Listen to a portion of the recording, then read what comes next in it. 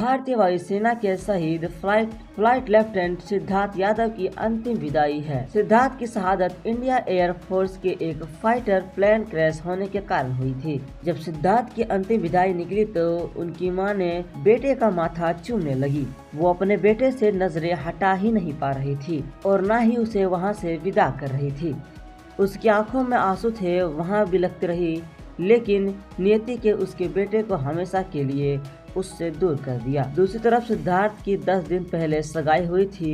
फिर सिद्धार्थ की मंगेतर वहां पहुंची तो वहां भी बिलखती नजर आई। उस बिचारी का घर बसने से पहले ही उसका घर जल गया। जिस जिंदा दिल इंसान के साथ अपने जिंदगी बिताने के सपने देख रही थी, वह तकनीकी खराबी की वजह से चूर चूर हो गए।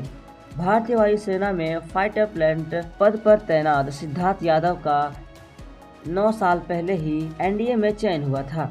सिद्धार्थ ने 2016 में एनडीए की परीक्षा पास की थी, जिसके बाद से 3 साल तक कठिन ट्रेनिंग के बाद उसका चयन भारतीय वायुसेना में फाइटर पायलट के तौर पर हुआ था। लेकिन देश की सेवा करते करते सिद्धार्थ वीरगति को प्राप्त हो गए। हरियाणा के रेवड़ी में रहने वाले सिद्धार्थ की बीते 23 मार्च को ही सगाई की गई थी। उनका पूरा परिवार शादी के तैयारियों में लगा हुआ था।